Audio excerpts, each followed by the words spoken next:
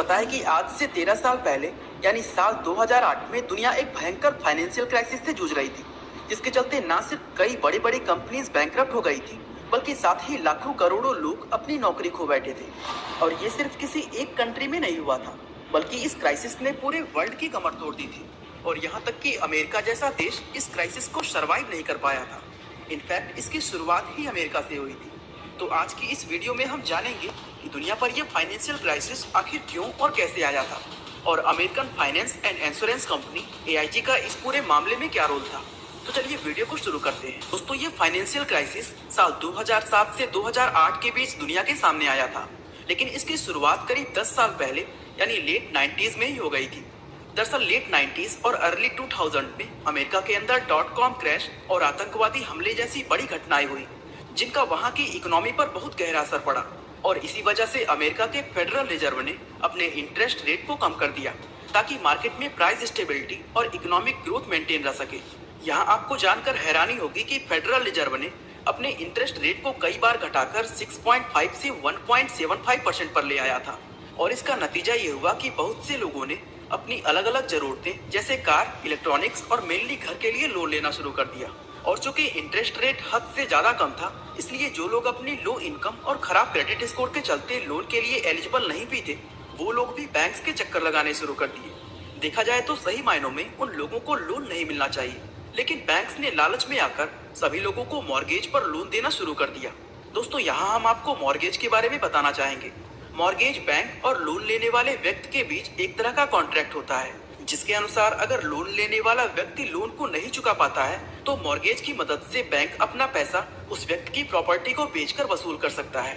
तो जैसा कि मैंने आपको बताया, उस वक्त अमेरिकन बैंक्स उनको भी आसानी से लोन दे रही थी, जिसके पास ना तो कोई स्टेबल इनकम सोर्स था और ना ही कोई बहुत अच्छा क्रेडिट स्कोर। दोस्तों, इस तरह के होम लोन को सब प्राइम मॉर्गेज कहते हैं, जिसमें डिफॉल्ट होने के चांसेस बहुत ज्यादा होते हैं। दोस्तों, बैंक को इस रिस्क के बारे में अच्छी तरह मालूम था, लेकिन उन्होंने सोचा कि अगर डिफॉल्ट की स्थिति बनी तो वे अपना पैसा डिफॉल्टर्स की प्रॉपर्टी को बेचकर वसूल कर लेंगे।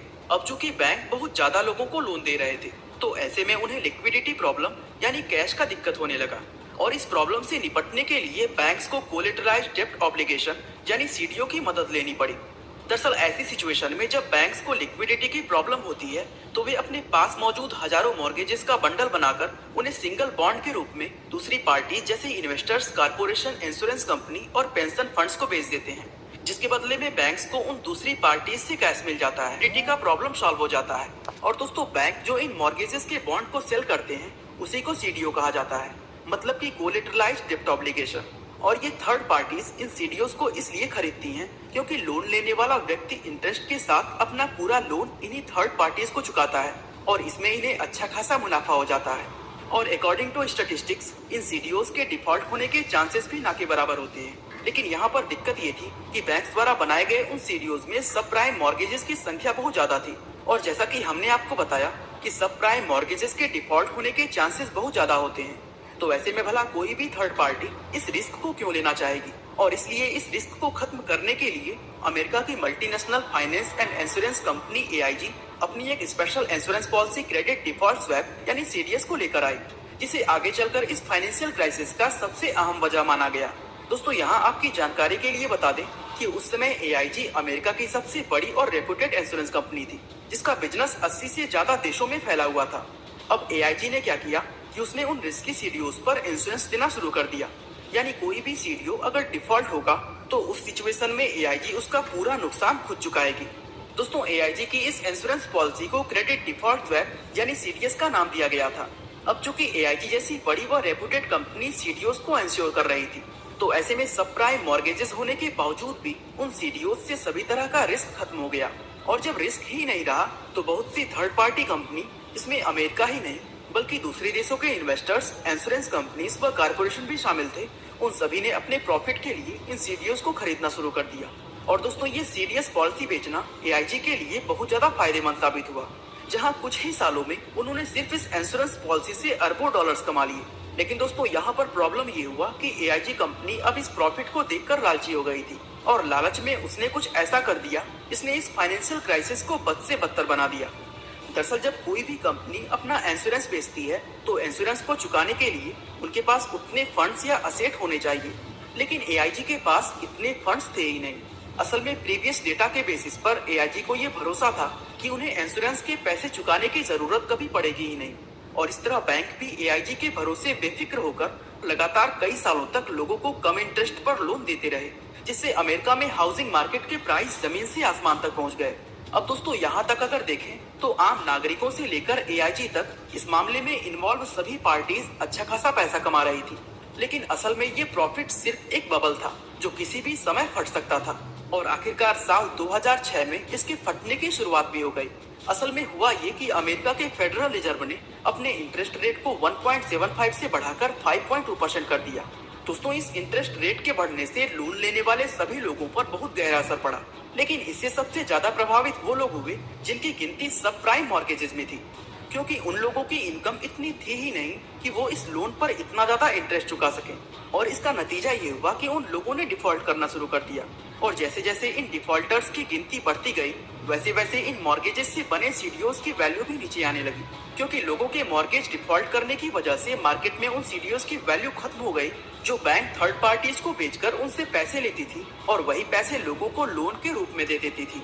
ऐसे सिचुएशन में बैंक्स ने डिफॉल्टर्स के घरों को बेचना शुरू कर दिया, जिससे हाउसिंग मार्केट में घरों की सप्लाई डिमांड से कई गुना ज्यादा बढ़ गई, और इसका नतीजा ये हुआ कि जिन घरों की कीमतें कुछ समय पहले आसमान छू रही थी वो एक ही झटके में जमीन पर आ गिरी, और जब घरों की वैल्यू लोन अमाउंट से भी कम हो गई तो ऐसे में उन लोगों ने भी डिफॉल्ट करना शुरू कर दिया जिनकी गिनती प्राइम मॉर्गेजेस में थी, यानी जो लोग आराम से लोन को चुका सकते थे।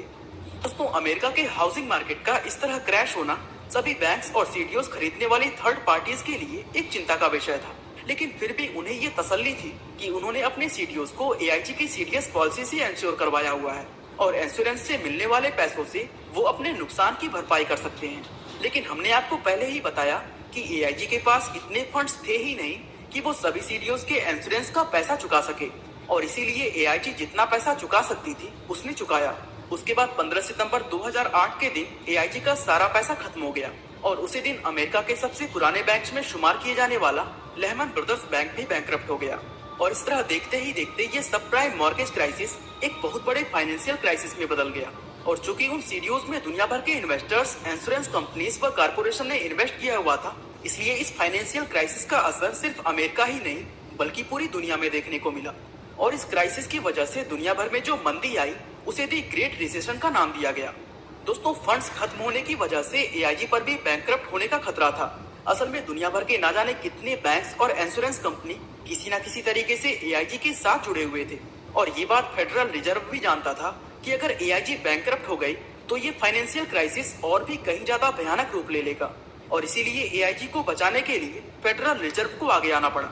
दोस्तों फेडरल रिजर्व ने एआईजी को $85 बिलियन का बड़ा लोन दिया था, और इसके बदले में उन्होंने कंपनी के 80% इक्विटी स्टेक्स एक्वायर कर लिए, और इस तरह कंपनी का पूरा कंट्रोल अमेरिकन गवर्नमेंट के हाथों में आ गया। जिसके बाद उन्होंने सबसे पहले अमेरिकन बिजनेसमैन एडवर्ड लीडी को एआईजी का नया सीईओ बनाकर कंपनी की लीडरशिप को चेंज किया।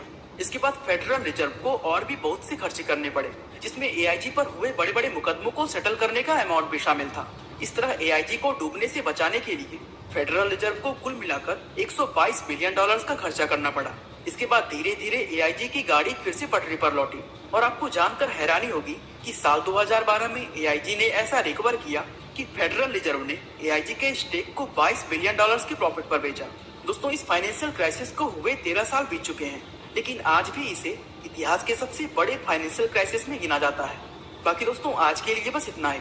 वीडियो को लाइक, शेयर और चैनल को सब्सक्राइब करना बिल्कुल ना भूलें। आपका बहुमूल्य समय देने के लिए बहुत बहुत धन्यवाद।